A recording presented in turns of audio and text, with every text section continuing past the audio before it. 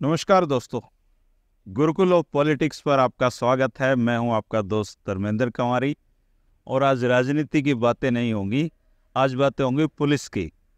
और अगर आप जींद, भिवानी, रोहतक, हिसार के बासिंदे हैं तो आपने एक नाम जरूर सुना होगा, डीएसपी इंदर सिंह कुंडू का, जिनको अपनी देसी भाषा में इनकी जो स्किन डिजीज है इसकी वजह से ये कबरा थानेदार के रूप में बहुत प्रसिद्ध हुए हैं।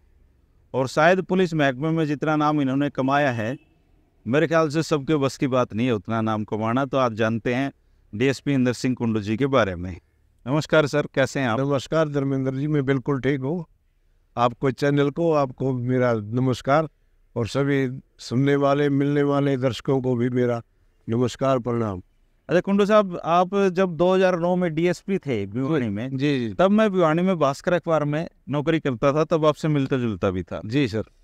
तो आप वैसे रहने वाले कहाँ के हैं? मैं रहने वाला डिस्ट्रिक्ट जींद है, मेरा गांव कालवा है। अच्छा, कालवा गांव। कालवा गांव है मेरा, तो मेरा जन्म स्थान भी वही है। अच्छा। उसके बाद फिर मैंने 83-84 में जींद रिहाइश कर ली थी। अच्छा। हाँ, तो नौकरी में कब आए आप? नौकरी में मैं 71 में 16/8/71 को 1971 को मैंने एज ए कांस्टेबल नौकरी ज्वाइन करी थी हिसार में। अच्छा।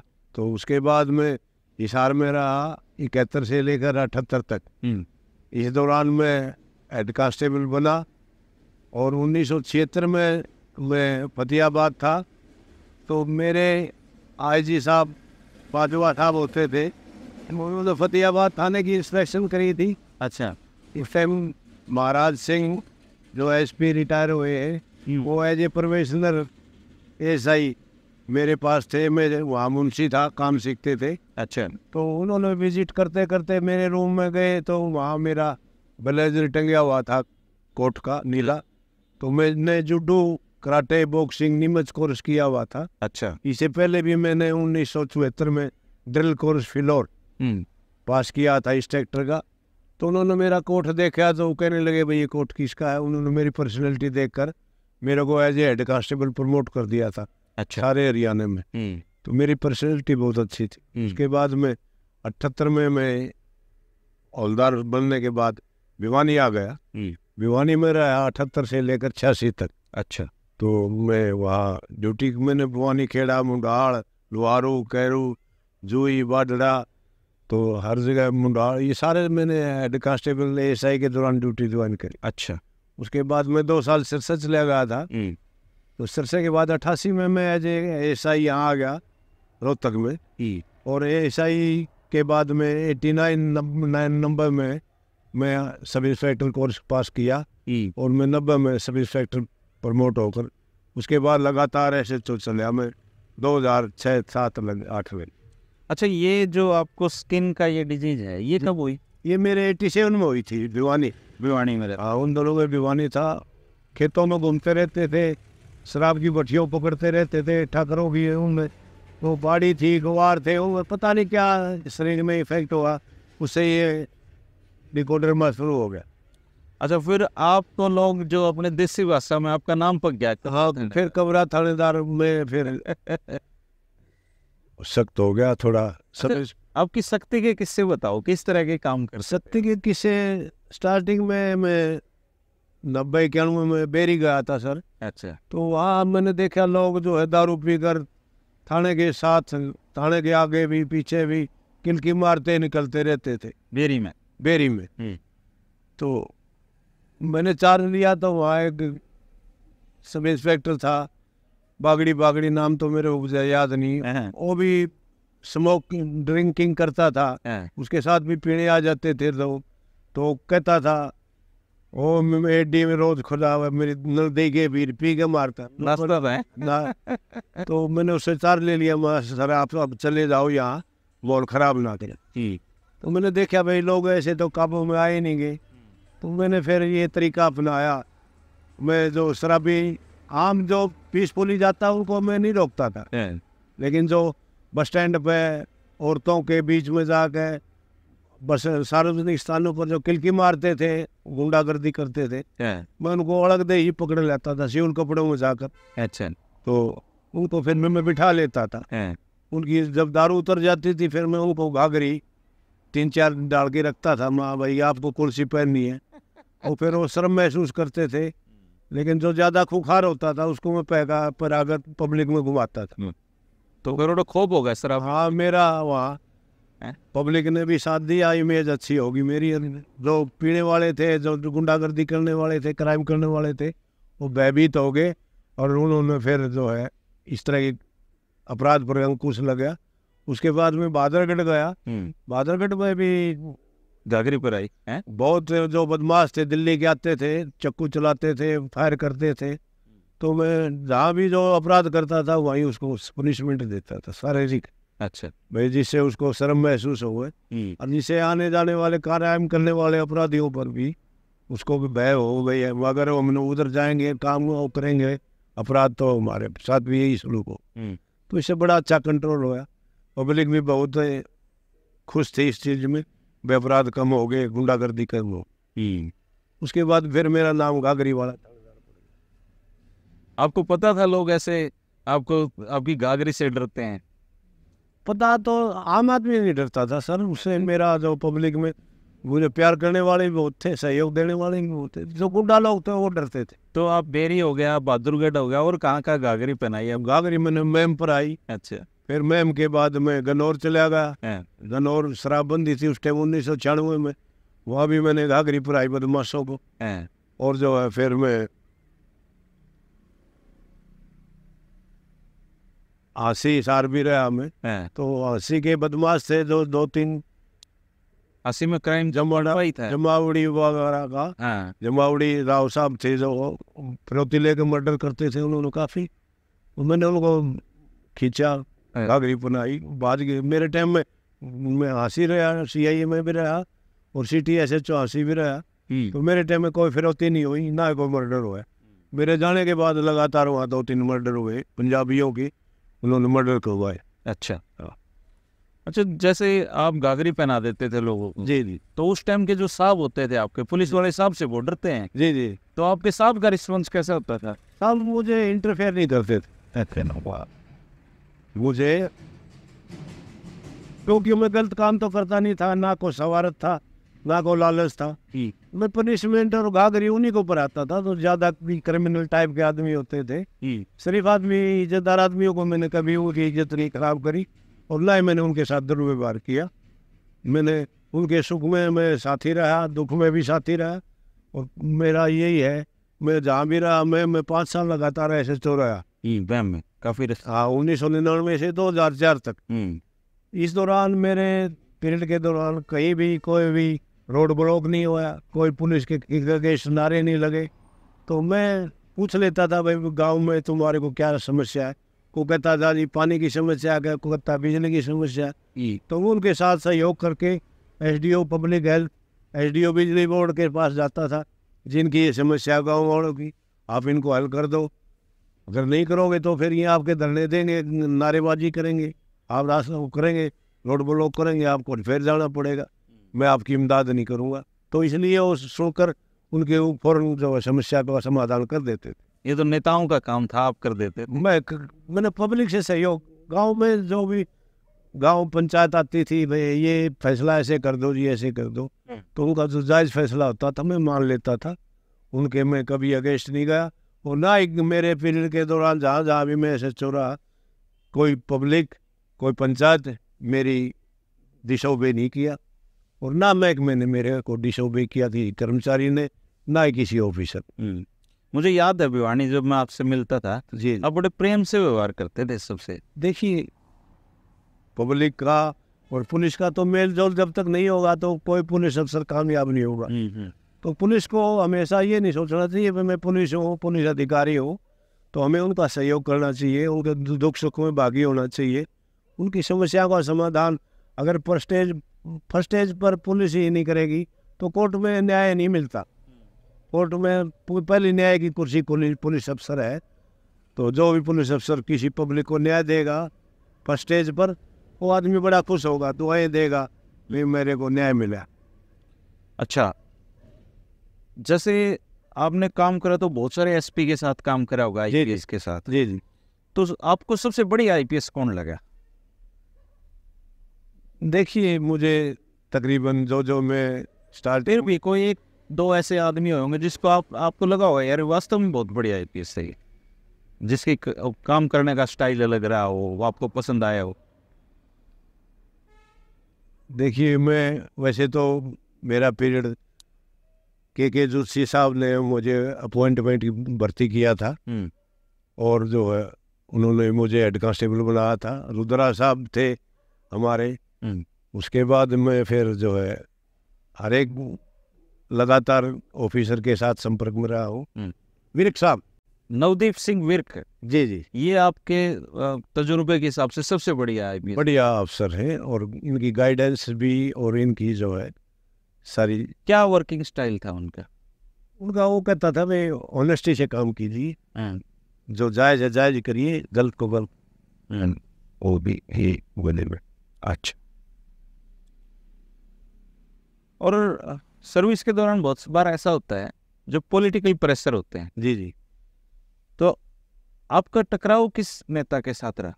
मेरा टकराव ज्यादातर तो बाली में वाला विधायक था। अच्छा। वो इतना ज्ञान नहीं था उसको पब्लिक कार पुलिस का कैसे है। वो मेरी छोटी मोटी शिकायत करता रहता था कि वो छोटी मोटी गलत सिफारिश लेकर आता था, मैं इग्नोर कर दूँ। बाली पे मैंने समझा भी बाली आपको नहीं पता है कानून क्या चीज़ है, ये अपराध करेंगे छोटा मोटा। उससे मेरी एक दो बार वो हुई थी, उसने मेरी बदली कराने की भी कोशिश करी थी, चौटाला साहब से भी, अजय से, अबेबे से भी, तो उन्होंने इग्नोर कर दिया उसको, भाई मेरी इनकी बदली। तो बाली पहलवान जी पे जो केस बने वो आपके टाइम में? नहीं, मेरे टाइम में नहीं बने, तो बाद में बने थे। अच्छा। तो और बाद में मेरी, जब मैं डीएसपी लोहारू था तो राजनेता थे। आपकी बदली शिकायत पे हुई थी ना? हाँ, मेरी बदली रिटायरमेंट के 20 दिन पहले। 20 दिन पहले। क्या किस्सा था वो? वहाँ लोहारू था, मैं वहाँ किसी गांव में, गांव था तो लोहारू से जस्ट 15-20 किलोमीटर दूर था। वहाँ को बच्चों का झगड़ा हो गया, एक उसमें एक बच्चे को चोट लगी, मर्डर हो गया उसका। तो दूसरी विरोधी पार्टी ने एक टीचर का लेक्चरर था, उसका नाम लिखवा दिया झूठा 302 में। हाँ। तो मैंने तो वेरिफिकेशन करा, तस्दीक की, तो इनसेंट था, झूठा था। तो सोमवीर जी विधायक जो लोहारू के दामाद थे बंसीलाल जी के, वो कहने लगे इनको अरेस्ट करो कुंडू साहब में। ने कहा तो साहब ये झूठा आदमी है, मर्डर में नहीं था ना, ये इसका वास्ता है कोई। तो मैंने वेरीफाई कर सब कुछ किया, तो कहने लगा नहीं इसको अरेस्ट करो।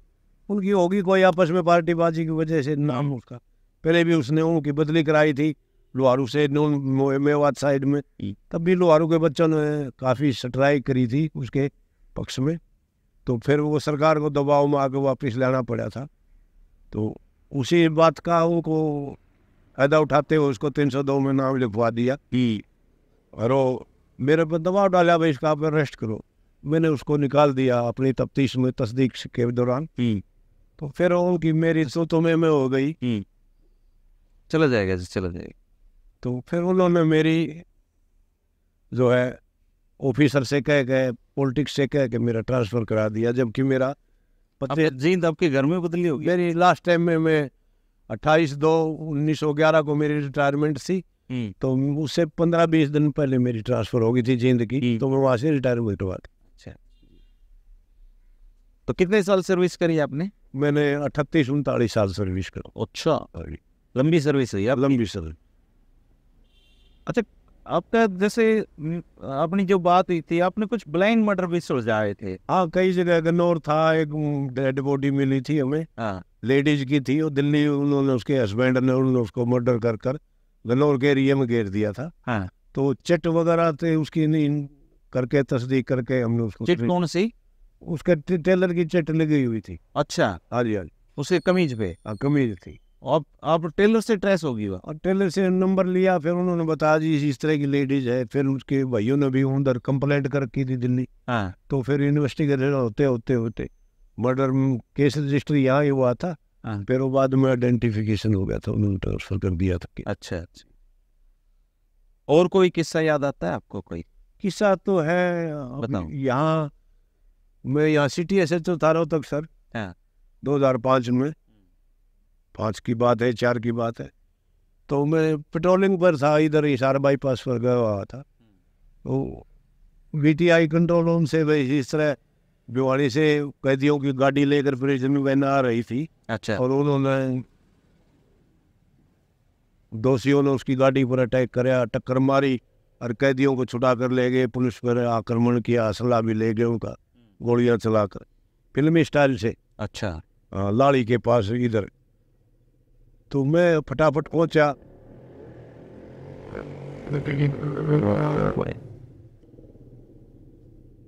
कुछ तो कैदियों के लेकर अलग अलग दिशाओं भाग गए थे। कैदी भागे? हम भी भागे खेतों में कि फिर पटुआपुर साइड में फिर उनको 3 आदमी राउंड अप किए, पकड़ ले हैं?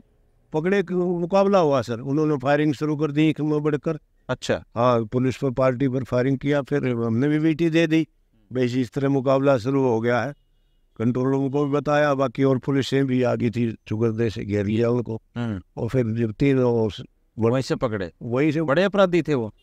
अब वो बस छुटाने वाले शामिल थे वो, फिर उनका मर्डर हो गया। अच्छा। काउंटर हो गया। इनकाउंटर किया? हाँ जी। लाड़ी के पास? लाड़ी पटवापुर, ये इधर है लाड़ी के पास। 3 लोग मर गए? 3 लोग मरे थे। तो उसमें तो आपकी बड़ी प्रशंसा हुई? वो प्रशंसा तक ये पुलिस कार्य था सर, ये तो मैंने ऑफिसर से हमने आदेश लिया था। और हमने पूछा सर इस तरह मुकाबला शुरू हो गया है, काउंटर करें कि नहीं करें? वो कहेंगे अब मुकाबला करो जो जैसे भी हो। फिर ढेर हो गए थे 3 ढेर। एक अपराधी था, खूंखार अपराधी, उसने काफी मर्डर कर रखे थे। वो वहां में सोनीपत था। अच्छा। गोहड़ा CIA में लगा हुआ।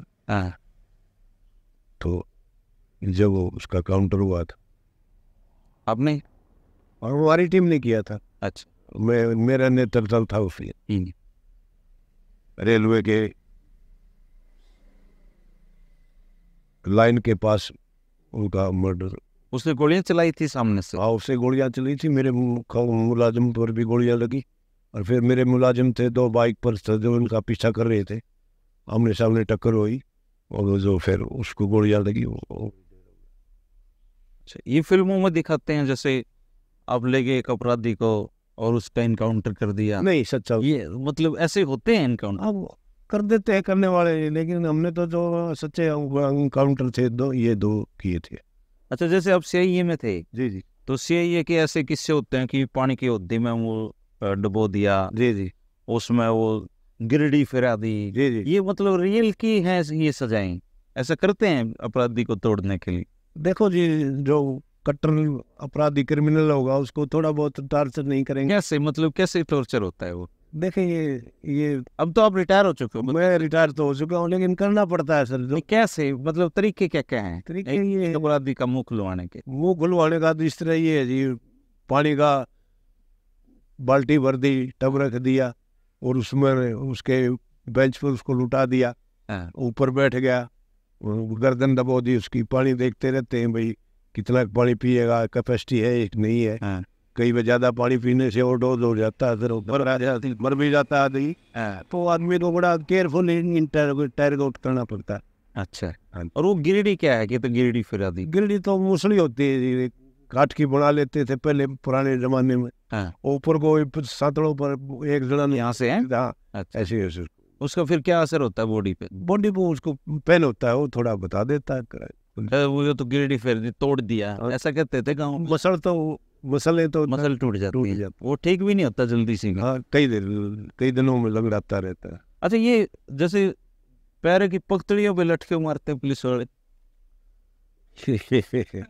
धर्मेंद्र जी, सारी बात आप तो जानते हो। पुलिस को तरीके करने पड़ते हैं। मतलब क्राइम यहाँ जैसे लठ मार दो, पगतड़ियों पे क्यों मारते हैं? पगतड़ियों पे इस तरह मारते हैं, मैं इनका सपोर्ट नहीं आए। अच्छा, ये मेडिकल में नहीं आता? मेडिकल में आ तो जाता है, ज्यादा लगे हुआ तो, लेकिन कम आता है, पेन ज्यादा होता है। अगर आप पीठ पर मारोगे या हिप पर मारोगे तो उससे निशान आएंगे, तो पता लग जाएगा भाई ये टार्चर कर। इस सुबह जब स्पेस करने जाते हैं तो ऐसे फंडे फंडे से चलते हैं इनके, उस पर मार रखे होते हैं। थोड़ा दौड़ा लेते हैं उसको, जल्दी ठीक हो जाता है। ये पुराने तजर्बे थे, लेकिन आजकल तो नई नई थ्योरियाँ आ गई, नई उससे इंटरोगेशन के अलग अलग नियम आ गई। अब कैसे करते हैं? ऑफिसर भी निकलने देते और बाकी कोई रिस्क भी नहीं लेता। कानून से डर भी लगता है। कानून से डर हो गया, मर गया तो खाम खा पंगा हो जाएगा ना। देखिए मीडिया तेज हो गई और क्रिमिनल आदमी, हर आदमी के पास मोबाइल है, हर आदमी इसको डिटेक्ट कर लेता है भाई मेरे साथ क्या किया क्या किया। तो हर आदमी आजकल पुलिस अफसर। पहले तो कई कई दिन भी बिठा लेते थे, अब तो पेश करना पड़ता है 24 है ना जी। कई बार तो हाईकोर्ट से भी छापे हो जाते हैं। होते थे छापे, हमने भी भुगते हैं। अच्छा, ये किसी भी सीआईए में जाओ, एक ओदी सी बनी होती है, इसी काम की होती है? नहीं, ओदी तो नहीं है, ओदी में तो नहीं डबोते। ज्यादा अच्छा साथ ये है, बेंच पर उठाकर बाल्टी में उसका थोड़ा डबो लो, उसमें पता लगता है। कितनी देर में टूट जाता है आमतौर पे? बस वो थोड़ा सांस उसका रुकता है तो फिर मारता किलकी, आए जी बताता हूँ और डिस्क्लोज कर देता है। और बेचारा कुछ सच में निर्दोष हो और उन्हें ओदी में डूबने लग रहे, पता कैसे चलेगा ये निर्दोष है? पता लग जाता है। पुलिस वाले सोचेंगे ये तो टूट ही नहीं रहा। नहीं, पता लग जाता है भाई इसने क्राइम किया है या नहीं किया। 2-4 बार करने से ही पता लग जाता है। अच्छा। उस समय कई डीएसपी थे, वो बोरिया जी थे। हाँ, राजेंद्र बोरिया जी। हाँ जी, वो भी आईओ अच्छे थे, ठीक थे, वो जिन थे लास्ट में। हाँ। और बाद में तो अब आपके तो रिटायरमेंट के बाद भी शहादत बहुत आई होंगी। आइए सर, सीनियस क्राइम के सेशन ट्रायल केसेस में तो हमने दिए शहादतें, बाकी लोअर कोर्ट के तो तकरीबन सारी खत्म हो गई। अच्छा, आपके जो पूरा पुलिसिंग करियर है जी, इसमें एक आध केस ऐसा रहा होगा जो अब भी आपके दिमाग पे रहता होगा कि यार ये क्या हुआ था, ऐसा कुछ देखा आपने, याद हो? हाँ है जी एक। कौन सा? मैं मैसेज तो था, एक अमरजीत था जी, शीसर का। हाँ, तो वो किसी केस में आया हुआ था, उसने मेरा हवलदार उसको ट्रेस करके ले आया, साइकिल रिकवरी करके ले आया था। हाँ, साइकिल भी हो रही से उसने चोरी कर ली थी मैम से, अमरजीत ने। तो औलाद में बिठा दिया, रोक दिया उसको। तफ्तीश के बाद वो बाद में सुसाइड कर गया था। अच्छा, औलाद में उसने बनियान पाड़ी। हाँ। और जो है सिस्टम था लोहे का, लॉकअप में उसमें लगा कर फांसी ले ली। बाद में वो उसके परिवार वालों के स्टेटमेंट के अनुसार उसकी हमने कार्रवाई करी थी। तो बड़ा डिफेक्टिव मामला था, लेकिन वो सुलझ गया था और लेकिन उसके खिलाफ कोई बयान नहीं दी। वास्तव में चोर था वो, बस शराब ज्यादा पीता था, अपनी औरत को भी पीटता था और जो है वो किसी को करता। अच्छा, कोई आपने जैसे गागरी वागरी पर आई शक्ति बरती, तो लुगाई भी थाने में आई नो कहण जी आपने बुला कर दिया, इसने छोड़ बहुत करती थी। हम गाँव में जाते थे, दूध के लोटे लेती थी जी। अच्छा, बुलाओ बेटा तेरा, बुलाओ जी, तो आपका मेरा घराड़ा सुधर गया, डर गया है, अब दारू नहीं पीता। काफी औरतें, जब भी हम विलेज टूर में जाते थे या किसी समस्या के लिए गाँव में जाते थे तो बड़े लोग सराहना करते थे। अरे कोई मुख्यमंत्री भी आपसे मुलाकात हुई, किसी ने कहा भाई इंदर बहुत बढ़िया काम है आपका? तो वो देखिए चौटाला साहब थे, मैं मैसेज तो था, तो कहता था भाई डंडा मजबूत रखना इंदर सिंह, सख्त ढीला मत। अरे मैम कांड हुआ जब भी आप वही थी ना, मैं वो बाद में गया हूँ, उसके बाद पहले। तो अब रिटायरमेंट के बाद कैसी चल रही है आपकी जिंदगी? मैं बहुत बढ़िया चल रही है सर। मैं लोग मिलते जुलते हैं, नमस्कार करते हैं। यहाँ तो जानते हैं आप सबको, मैंने पीछे पूछा था, उन्होंने पट से सारे एरिया जानता है, सारा देहात का एरिया भी जानता है। अच्छा रहा तजुर्बा आपका पुलिस का? हाँ, बहुत बढ़िया। मैंने कांस्टेबल से अपनी लाइफ शुरू करी थी, मेहनत करके काम सीखा, तक पहुँचे, डीएसपी तक पहुँचे। तो मेरे ऊपर तमाम अफसरों का भी आशीर्वाद रहा है और पब्लिक का मेरे साथ बहुत सहयोग रहा है। अच्छा, जैसे पहले कहते थे कि यो आईओ बहुत जबरदस्त है जी, तो पहले आमतौर पे सारे लोग काम जानते थे जी। तो अब आईओ का संकट है बहुत भारी अब की फोर्स में, ये क्या फर्क है? जब तक बच्चे की गहराई से स्टार्टिंग लेवल मजबूत नहीं होगा तो आगे बच्चा जाकर कमजोर होगा। एक तो हमारे ऑफिसर जो है काम सीखने की कोशिश नहीं कर रहे हैं आजकल, ना उनको सिखाने वाला है। काम सिखाएगा वही जो काम को जानता है। अब किसी को एमएससी का काम नहीं आता, किसी को मुंशी का काम नहीं आता, किसी को आईओ का काम नहीं आता, किसी को मर्डर की तफ्तीश नहीं आती, किसी को डकैती की तफ्तीश नहीं आती। तो अलग अलग की जब तक आदमी कॉम्पिटेंट नहीं होगा इतने नहीं होगा।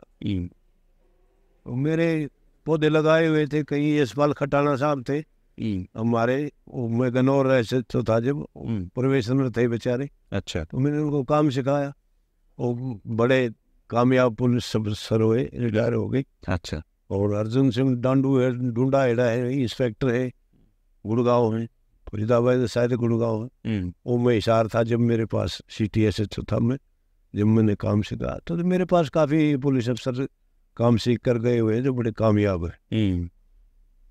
जब तक सिखाने वाला को पता नहीं होगा तो वो दूसरों को क्या सिखाएगा। आजकल ये कमी आ गई हमारे वो। अच्छा, मेरे पिताजी पुलिस में थे ना। जी जी जी। तो लोग क्या करते हैं, यार पुलिस वाले बालक बिगड़ेंगे। जी जी। खैर हम तो नहीं बिगड़े। जी जी। लेकिन क्या ये सच होता है कि पुलिस वालों के बच्चे बिगड़ जाते हैं? अक्सर बिगड़ जाते हैं। क्या कारण रहता है? बस उनको घमंड होता है, मेरा पिता पुलिस ऑफिसर है। हम तो सब तो गणे पिटा करते थे। जिस तरह आप नहीं बिगड़े इसी तरह मेरे बच्चे थे दो मेरे बेटे थे। वो यूनिवर्सिटी में पढ़ते थे, उनको पता ही नहीं था साथियों को भी ये पुलिस अफसर का लड़का है। मैं उनका भी शो नहीं होने दिया। इसी हमारे साथ था एक वो लड़का, अपनी गाड़ी पे उसमें मारुति थी जी और लाल बत्ती लगा के चला करता है। जी। उसके पिताजी पुलिस है, तो एक दिन वो उसके पिताजी ने पकड़ लिया। जी जी। वही सब बुंडा कुटा वो मेरे सामने उन्होंने। ठीक है, कूटना चाहिए। दुरुपयोग क्यों करे अपने पिता की पावर का। एक पुलिस में के बच्चे इसलिए बिगड़ जाते होंगे, वो टाइम नहीं दे पाते बच्चों को। टाइम भी नहीं दे पाते हैं, लेकिन मदर की बड़ी जिम्मेवारी होती है, वो बच्चों को संभाल देती है। अगर पुलिस अफसर उसका बाहर सर्विस पर बिजी रहता है तो अगर माँ स्ट्रॉन्ग है अपने बच्चों को करियर बनाने में तो बच्चे नहीं बिगड़ते। अच्छा, जैसे एक हो गया सुपरिटेंडेंट ऑफ पुलिस, जी जी, SP हो गया। जी जी, उसके नीचे DSP हो गया, DSP के नीचे SHO हो गई। जी जी। कई बार ऐसा होता है SP चाहता है कि पर्टिकुलर केस में इस तरह करा जाए कार्रवाई, जी। और DSP को पता होता है कि ये मतलब ठीक नहीं है ये। जी जी। तो ऐसी सूरत में DSP क्या करता है? DSP जो देखो जायज होगा तो नहीं करेगा, वो बीच में इंटरफेयर नहीं करेगा। SP साहब अगर अपने साहब को कह सकता है ये जी ठीक नहीं है, नहीं अच्छा नहीं लगता इस तरह कहना, तो अपने सबॉर्डिनेट से काम करवा रहा है तो उसकी अपनी जिम्मेवारी है, उसका करना पड़ता है वो। अच्छा, आमतौर पे जो प्रमोटी लोग होते हैं, जी जी, ये 2 क्लास हैं पुलिस में भी। जी जी, एक तो जो डायरेक्ट IPS, जी जी जी, एक कहते हैं ये प्रमोटी SP है, ये प्रमोटी DSP है। जी। तो ये जो भेदभाव सा है इस दोनों कैडरों में, ये हमेशा से ही रहा है। देखिए जो आदमी पग पग पर जल कर ऊपर उठेगा उसको ज्ञान ज्यादा होगा। एक जो घुट गया हुआ ना, घुटा हुआ है, आप जिस तरह चाय के जितना पकाओगे वो उतनी बढ़िया उसकी बढ़ेगी चाय। हर एक पानी डालता है, दूध डालते हैं, उसको उतार दोगे तो उसमें इतना टेस्ट नहीं आएगा। तो ऐसी बात तो नहीं है, लेकिन आजकल हमारे जो प्रमोटेड डायरेक्ट आते हैं वो भी इंटेलिजेंट बच्चे हैं। आजकल की जनरेशन में इंटेलिजेंट है, कंप्यूटराइज है। हमारे जैसे लोग तो अनपढ़ थे, 10वीं पास थे, ज़्यादा से ज़्यादा 10+2 कर ली थी, तो इतना नॉलेज नहीं था जिसने बच्चों को आज आ रही। अभी जैसे पुलिस अनुसंधान करती है, जी जी, तो उसमें साइबर का बहुत बड़ा रोल है। जी, मोबाइल के ट्रेस निकल जाते हैं। जी। आपके टाइम पर तो टेलीफोन भी कौन थे? नहीं थे जी, कोई तो टेलीफोन। तब जो मुखबिर होते थे, क्या उनकी भूमिका काफी होते थे आपके हर गांव में मुखबिर? मुखबिर भी थे लेकिन इतनी नहीं। पुलिस अफसर अपनी मेहनत से केस को ट्रेस करता था। मुखबिर को तनख्वाह कौन देता है? मुखबिर को तो थोड़ा बहुत इनाम कभी को केस ट्रेस हो गया तो पुलिस अफसर दे देता था, नहीं तो कोई तनख्वाह? ना तो तनख्वाह नहीं। तो आपके हर गांव में एकाध ऐसा मुखबिर होता था? नहीं, कोई जरूरी नहीं है। तो कोई आपस में पार्टीबाजी होगी, कोई कान में डाल गया बात, जी ऐसे ऐसे ये हो सकता है। हाँ हाँ, तो मैं इधर आ जाते। नून को आइयो, आ जाओ कोई नहीं, आ जाओ निकल जाओ। हाँ जी। मैं CTSHO में हासी था। हाँ, बैंक में 22 लाख रुपए उन्होंने उसमें डालने के लिए रखे हुए थे बैग, और निकाल, हाँ, और निकाल कर निकल गए 22 लाख रुपए। 22 लाख रुपए। हाँ। तो मैं बोला भाई ये तो बगैर स्टाफ की मिली भगत के नहीं जा सकते, अंदर से बैग उठा कर लेकर जाएगा कोई, ना गनमैन ने देखा ना हो किसी ने देखा। तो बोले जी एक्चुअल में गए। मैंने उनका कैमरा सीसीटीवी देखा, तो एक आदमी घूमता रहा, उनसे बातें करता रहा, कभी उनकी मेज के पास गए, कभी किधर गए। वो आदमी ले गया बैग। अब चेहरा दिखा, उसका नाम पता मालूम नहीं था, लेकिन कई दिन चलते रहे, ट्रेस करते रहे, बात नहीं बनी। तो किसी ने फिर सोर्सेज डाला जी इस आदमी को आप बुलाकर उसको देखो। तो हमने वो आदमी को ट्रेस किया, तो 18-19 लाख रुपए उससे ट्रेस हुए। अच्छा। उसने बोरियों में भर कर छत पे घेर रखे थे। कौन से गांव का था? प्रॉपर हंसी का। अच्छा, छत पे भी घेर रखे? छत पे पैसे घेर रखे थे, कुछ स्टैंड पे बोरियों में छुपा कर रखे थे। वो कई दिन में ट्रेस हुआ, खुला। वो खर्चे बेचारा 3 लाख गए हैं। खर्चे पर उसने कुछ ब्याज ले रखा था, लड़की की शादी करी थी, उसमें डिपॉजिट करा दिए, कुछ उसमें करा दी। 3 लाख बाकी छत पे पड़े हैं। छत पे पड़े, बड़ा अचंबा हुआ भाई, कोई और उतार कर ले जाता तो क्या था। तो रोचक किस्से हैं ये तो ना। हाँ, बड़े रोचक किस्से। बड़े एसपी साहब भी बड़े खुश हुए। मैं इशारे ही था, उसको इंटरप्रेट कर रहे थे हम। तो फिर वो कहने लगा जी इस तरह छत पर गिर रखे पानी की टंकी के नीचे। तो मैंने वहाँ इसे फिर मोबाइल में मेरा बनी सिंह एक सब इंस्पेक्टर था, यादव साहब। बस भिवानी भी रहा बनी सिंह। हाँ, बनी सिंह भिवानी रहा। मैंने ऐसा 24 लगवाया। बोला हार्ड वर्कर था। मैं बोला बनी सिंह जाकर देखना भाई, ये बता रहा है। उसमें फिर फटते ही मोबाइल में बता, सर मुबारक हो, बोरी भरी मिलेगी। बड़ा खुश हुए। सात बंदर आई साथ।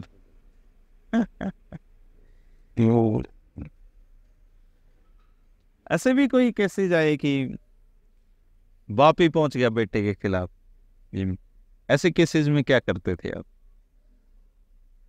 थे कई जी, ज्यादा दारू पी के तंग करते थे, बच्चों को भी आग भी लगा देते थे, अपनी औरत को भी पीटते थे। परेशान थे माँ बाप, कहीं भी आ जाते थे, उनको पनिश करते थे। हाँ, थोड़ा बहुत तो डरावा देना पड़ता था, तभी जाके परिवार बचाते थे। तब मोबाइल नहीं थे ना? मोबाइल नहीं थे। ये मोबाइल मुश्किल मार जाए तो अब तो मुश्किल मान जाए जी, ना कोई पुलिस अफसर इतना रिस्क लेता। देखिए फॉर्मेलिटी मैंने तो करते हैं ट्रेस करने के लिए, नहीं होता तो भाई फिर क्या करें, हम नहीं हो रहा ट्रेस। वो जोखिम कोई पुलिस अफसर नहीं उठाना चाहता जिससे उसकी नौकरी को खतरा हो।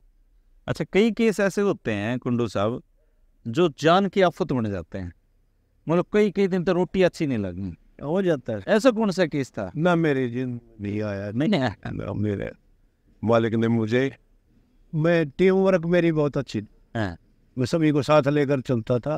कभी दुर्घटना हो जाती थी तो मैं भागता नहीं था, और स्पॉट पर मैं पहले पहुंचता था।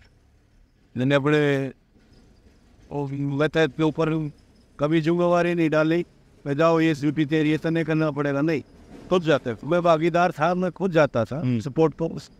कई एक्सीडेंट हो जाते थे, 3-4 मर्डर हो जाते थे एक्सीडेंट में, जाने चली जाती थी। तो मैं सबको घटनास्थल पर जाकर, कैमरे तो होते नहीं थे पहले, तो ये मोबाइल नहीं थे, फोटोग्राफर मैं फोटोग्राफर नहीं बुलाता था, मैं खुद फोटोग्राफर रखता था अपना फोटो। कैमरा रखता था। मैं स्नैप लिए, व्हीकल के भी लिए, डेड बॉडियों को भी लिए, उठाए, और जो है मैं फटाफट अपनी जीप में डालकर जैसे भी था पोस्टमार्टम के लिए हॉस्पिटल में डाल। अच्छा, ऐसा कार्रवाई करवाता था। ऐसा कोई केस भी आपके हाथ में आया जिसकी तफ्तीश पे आपकी पे अगले को फांसी हो गई है? सर सजा तो बहुत केसेस हुए हैं मेरे। केसेस में मर्डर केस में और NDPS एक्ट में नशा, उसमें मेरे बहुत सटरों केस में बनाता था, मैं टोटल ही नहीं देता था। अच्छा। तो मैं ब्रीफिंग लिखता था आईओ को, मैं कंट्रावर्सी ना हो बयान देने में। मेरे साथ जो वकील बहस करता था, मैं उसको यादाश्त के तौर पर उस फाइल के ऊपर लटका ब्रीफिंग लिख देता था। भाई इसने ये पूछा, मैंने ये टाइम बताया, इतने बजे ये ऐसे कार्रवाई करी। तो मेरा दूसरा PW गवाह होता था, उसको पढ़ लेता था, तो 100% कन्विक्शन होती थी। अच्छा। मर्डर केस में तो या तो कोई समझौता हो जाता था, ना तो अदरवाइज केस मेरा कन्विक्शन में होता था। सजा होती थी, सजा होती। जिसकी जांच आपने कर ली है। हाँ जी, मैं कमियाँ छोड़ता नहीं था। एविडेंस जोड़ने के लिए पुलिस अफसर जब तक एविडेंस नहीं जोड़ेगा, चार्ज नहीं लगेगा उस पर, तो फिर वो बरी जाएगा। अगर हमारी तफ्तीश ठीक प्रकार से की होगी, हमने एविडेंस जोड़ रखी होगी, तो फिर बरी होने का चांसेस नहीं। अच्छा, एक लास्ट सवाल पूछता हूँ जी। हर थाना में है ना, एक दो पुलिस वाला ऐसा हो जो खूब दारू पिया करे। जी जी, ऐसा क्यों होता है? हो जाता है जी। देखिए, परिवार है, इसमें सब प्रकार के सदस्य मिलेंगे आपको। को कमाई करने वाला भी होगा, को मेहनत करने वाला भी होगा, को बैठकर खाने वाला भी होगा, तो सभी कोऑपरेट करने पड़ते हैं। और पुलिस जो अफसर है ना, वो भी उसके प्रति थोड़ा नरम रुख रखता है कि यार भाई परिवार है, चलता रहता है। अब सारे काम करने वाले तो नहीं मिलेंगे आपको। आपकी टीम में कोई घटिया भी मिलेगा, कोई इंटेलिजेंट भी मिलेगा, कोई किसी को सिखाना भी पड़ेगा। सब प्रकार ही सबको साथ लेकर चलना चाहिए। और मैं तो अपने आने वाली पीढ़ी को, हमारे जो इंस्पेक्टर है और न्यू एंड DSP है, उनको भाई आप काम सीखिए, वर्क सीखिए, जिससे पब्लिक को ये ना हो भाई इसको तो कुछ आता ही नहीं, मौके पर जाकर तो ऐसा फील ना हो भाई ये तो हमारा की तरह बुद्धू है, इसको कुछ नहीं आता। तो अपने काम में निपुण होइए, इंडिपेंडेंट होइए, काम सीखिए। नहीं आती तो पूछिए, किसी से पूछने में कोई बुराई नहीं होती। हमने भी काम सीखा है, बैठकर सीखा है। हमारे टाइम में तो फोटो स्टेट भी नहीं थी। हम 5-5 कॉपियाँ अपने हाथ से निकाल कर कार्बन लगा कर कॉपियाँ कॉपी कर देते थे कोर्ट में। कंप्लेंट आती थी, उनकी रिपोर्ट बनाते थे। बड़ा मेहनत से काम, तभी जाकर आदमी कामयाब होता है जो सारे काम। चलो फिर आऊँगा एक दिन, कुछ और किससे पूछने आपसे। थैंक यू, आपका मोस्ट वेलकम। कई साल बाद देखो आपसे मुलाकात होगी आज, बहुत अच्छा लगा मुझे। एक मेरे कोई मित्र हैं जी जी, उन्होंने मैसेज करा कि आपको ना इंद्र सिंह कुंडू से भी बात करनी चाहिए। फिर मुझे याद आ गया कि ये कुंडू साहब तो वही हैं। जी जी, फिर मैंने उनसे ही नंबर लिया, आपको फ़ोन करा। और जब जाडे गणे थे नहीं, हमारे कथुरिया साहब है जो है मनमोहन कथुरिया, हाँ, वो भी मेरे अच्छे मित्र है। हाँ, वो भी CTS तो था, मैं जब आ जाते थे बाइक लेने के लिए। हाँ, पत्रकार बंधुओं से मेरा विशेषकर लगाव रहा है। मैंने कभी नाराज नहीं की अपनी टीम को। एक वकील, अच्छा, वकील साहबान, इनका ईगो बड़ा होता है ना, तो ईगो को थोड़ा नरमाई बोल दे, इन और क्या चाहिए। नहीं बोलिए, जो जायज काम हो, अगर 100 में से एक काम हो वो वैसे भी कहेंगे तो कर देना चाहिए, कोई उसमें बुराई नहीं। दिक्कत ओबलाइज कर देते, ओबलाइज जरूरी है। देखिए, आप हम पुलिस अफसर जो है न्यूज इनकी ऑडिटरों की कदर नहीं करेंगे, बार की कदर नहीं करेंगे, तो फिर काम नहीं चलता। नहीं, आप हम भी एक कड़ी है इस संस्था की, तो हमें कड़ी के साथ कड़ी जोड़नी पड़ेगी। अगर हम कड़ी अकेली कड़ी रह जाएगी तो उसको कोई कामयाबी नहीं मिलेगी। तो बढ़िया कुंडू साहब, आपने बात करी। देखो इतने साल बाद मिल गया अपन हैं, और कुछ याद करना, किससे लिख लेना अगली बार, और मैं किससे पूछ के जाऊंगा आपसे। कोई नहीं जी, जो होगा मैं बताऊंगा। ठीक है, राम राम। राजू।